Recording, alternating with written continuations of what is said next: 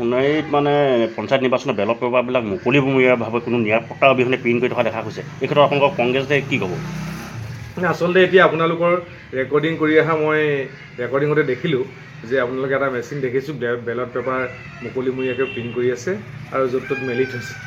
গতিকেলৈ যাতে সুৰক্ষা নথকা এটা প্ৰেছত আৰু আচলতে প্ৰশাসনৰ মুৰব্বীসকলৰ বিষয়াবৰ্গৰ উপস্থিতিত আমাৰ ফুল ছিকিউৰিটি লৈ পেলাই এটা প্ৰেছত বেলট পেপাৰ নিচিনা মূল্যৱান যি হেৰিবিলাক পত্ৰবিলাক প্ৰিণ্ট কৰিব লাগে, কিন্তু মুকলিমূৰীয়াকৈ সুৰক্ষা নথকাকৈ প্ৰিণ্ট কৰাটো অত্যন্ত দুখজনক হৈছে।